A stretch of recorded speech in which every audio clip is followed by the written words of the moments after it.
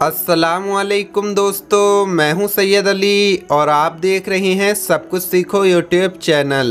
दोस्तों, आज की वीडियो में मैं आपको नाखूनों के हवाले से दो बहुत ही हैरानकुन बातें बताने वाला हूं। नंबर 1, वो कौन सा दिन है जिसमें अगर नाखून काटे जाएं तो हैरानकुन तरीके से आपकी मुफलिसी, तंगदस्ती और गरीबी दूर हो जाएगी और आपके रिज़्क़ में खूब बरकतें पैदा हो जाएंगी।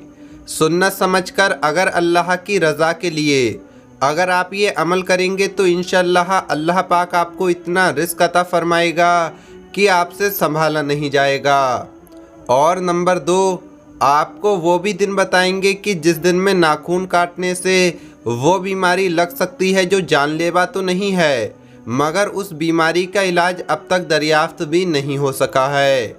इसके साथ साथ हज़रत अली ने फरमाया नाखून कब और कैसे काटे जाएं और नाखून काटने के बाद उन नाखूनों का क्या किया जाए। तो दोस्तों, वीडियो शुरू करने से पहले अगर आप हमारे यूट्यूब चैनल पर नए आए हैं तो चैनल को सब्सक्राइब करके बेल आइकन ज़रूर दबा दें। तो चलिए वीडियो शुरू करते हैं। तो प्यारे दोस्तों, इस बात का तो आपको इल्म होना चाहिए कि नाखून जन्नत का लिबास है जो अल्लाह ने हज़रत आदम अलैहिस्सलाम और हज़रत बीबी हव्वा सलामुल्लाह अलैहा के जिस्म पर पहनाया था। लेकिन जब हज़रत आदम अलैहिस्सलाम से लग़्ज़िश शर्दद हुई तो अल्लाह ने उनके जिस्म से ये लिबास उतार दिया था, जिसकी गवाही कुरान मजीद दे रहा है कि और शैतान ने उनको फुसला दिया और उनके जिस्म का लिबास उतरवा दिया और वो जन्नत के दरख्तों के पत्ते अपने साथ चिपकाने लगे।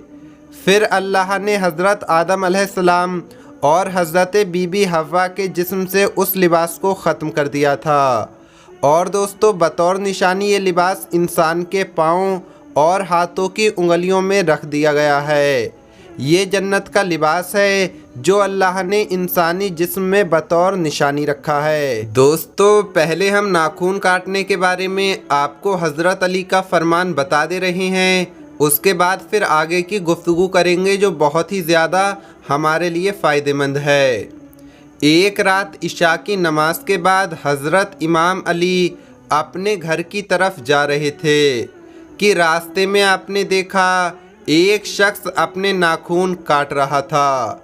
हज़रत अली उस शख्स के करीब गए और फरमाया, ऐ शख्स, मैंने अल्लाह के रसूल हज़रत मोहम्मद मुस्तफ़ा सल्लल्लाहु ताला अलैहि वसल्लम से सुना कि जो इंसान रात के वक्त अपने नाखून काटता है तो वो तंगदस्ती, परेशानी और बीमारी में गिरफ़्तार हो जाता है। उस शख्स ने निहायती अदब और एहतराम से दस्ते अदब को जोड़कर अर्ज़ किया कि या अली, अगर इजाज़त हो तो मैं एक सवाल पूछूं? तो हज़रत इमाम अली ने फरमाया, ऐ शख्स, आज तक मैंने किसी सवाल के जवाब से अपने रुख को मोड़ा नहीं, पूछो जो तुम पूछना चाहते हो। उस शख्स ने कहा, या अली, रात को नाखून काटने से क्यों तंगदस्ती, बीमारी और परेशानियां आती हैं? बस ये कहना था। तो हज़रत अली ने फरमाया, ऐ शख्स, जब हज़रत आदम अलैहिस्सलाम जन्नत में थे तो जन्नत की सबसे बेहतरीन धात जिससे लोहे महफूज को बनाया गया था, अल्लाह ने उस धात का लिबास आदम अलैहिस्सलाम के जिस्म पर पहनाया जो नाखून के मिसल था। उस लिबास से हज़रत आदम अलैहिस्सलाम का जिस्म और उनकी बीबी हज़रत बीबी हव्वा सलामुल्लाह अलैहा का जिस्म ढका हुआ था। लेकिन अफसोस, जब हज़रत आदम अलैहिस्सलाम ने नाफरमानी की और उस शजर के करीब गए जिससे उन्हें रोका गया था, तो अल्लाह ने उस लिबास को आदम अलैहिस्सलाम के जिस्म से जुदा कर दिया और हज़रत आदम अलैहिस्सलाम का जिस्म हज़रत आदम अलैहिस्सलाम को नज़र आने लगा। और अल्लाह ने नाराज़ होकर आदम अलैहिस्सलाम और उनकी बीवी को जन्नत से निकाल दिया ताकि आदम और औलाद आदम अपने इम्तिहान से गुज़रकर जन्नत तक पहुंच सकें और ये साबित कर सकें कि वो जन्नत में रहने के लायक हैं भी या नहीं। लेकिन उस नूरानी लिबास का कुछ हिस्सा इंसान के पैरों की उंगलियों और हाथों की उंगलियों पर रह गया। ऐ शख्स, अल्लाह ने रात को सुकून, आराम और इबादत के लिए खल्क किया है। चाँद की रोशनी इंसान के वजूद को तवस्सुस से मिलती है और मारिफत के करीब लेकर जाती है। नाखून का बढ़ना जिंदा इंसान की पहचान है। जो इंसान अपने जिस्म के इस नूरानी हिस्से को रात के वक्त काटते हैं तो उससे उस इंसान के कामों में रुकावटें पैदा होती हैं और सेहत बदतरी की तरफ जाती है। और जो इंसान अपने नाखून काट कर रास्ते पर फेंक देता है तो यही नाखून पैरों तले कुचले जाते हैं, तो इंसान बीमार रहता है, परेशान रहता है और तंगदस्ती उसके वजूद पर हावी हो जाती है। इसलिए नाखून दिन के वक्त काटे जाएं और काटने के बाद ऐसी जगह पर फेंके जाएं जहां वो पैरों तले कुचले न जाएं। तो मोहतरम दोस्तों, नाखून तो हम सभी काटते हैं, लेकिन कुछ लोगों को देखा गया है कि वो कई कई रोज़ नाखून नहीं काटते।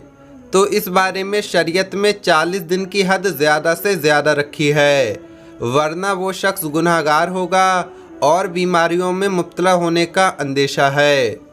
इसी तरह कुछ लोग नाखून तो काटते हैं, मगर सुन्नत तरीका क्या है, इससे भी कुछ लोग ला इल्म रहते हैं।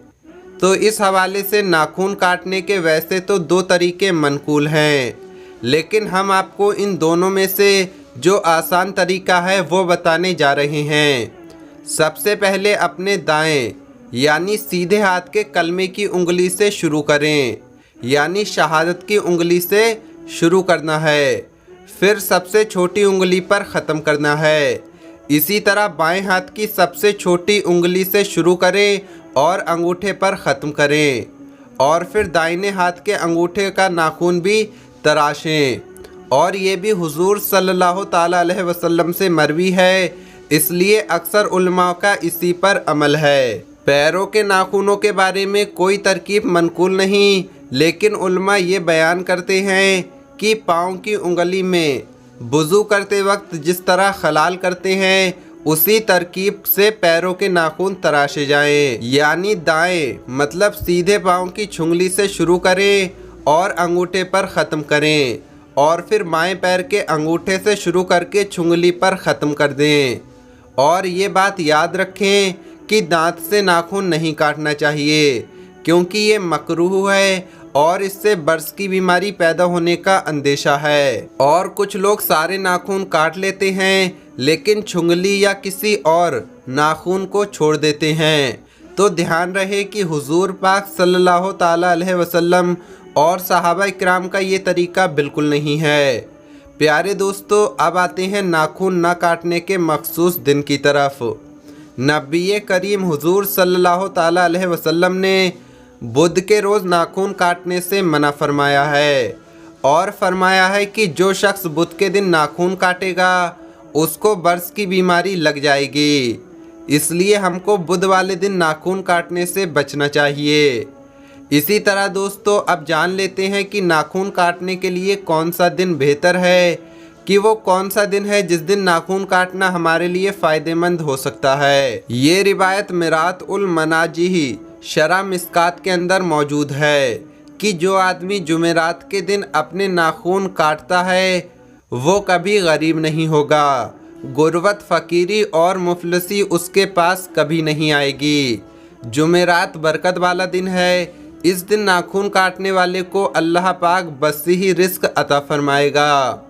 और दोस्तों, जुमे के दिन भी नाखून काटना ये भी बहुत ज़्यादा अच्छी बात है, यानी फ्राइडे को नाखून काटना।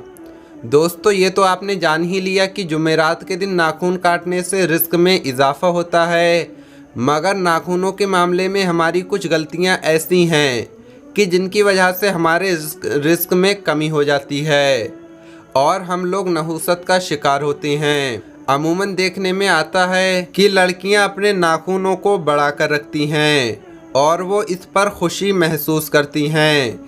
इस अमल से इंसानी ज़िंदगी में 3 मनफी असरात ज़ाहिर होते हैं। नंबर 1 ये कि अल्लाह ने हमें इंसान बनाया है और हम नाखूनों को बड़ा कर कर ख़ुद को शयातीन की मिसल बनाते हैं, और नाखून बड़े रखना और उन पर कलर करना ये काफिर औरतों और शैतानों की मुशाबिहत इख्तियार करना है। और नंबर 2 ये कि बड़े नाखून सुन्नत रसूल सल्लल्लाहु ताला अलैहि वसल्लम के खिलाफ हैं। और तीसरी बात ये है कि इससे रिस्क में कमी पैदा होती है। हर महीने का अगर 1 लाख भी कमा लें तो भी हमारे रिस्क में बरकत नहीं होती। यही है असल वजह जिससे हम सब अभी तक नावाकिफ़ थे। तो दोस्तों, इस बुरी खतलत से खुद को भी बचाइए, अपनी माँ बहन बेटियों और बीवी को भी इससे महफूज रखें।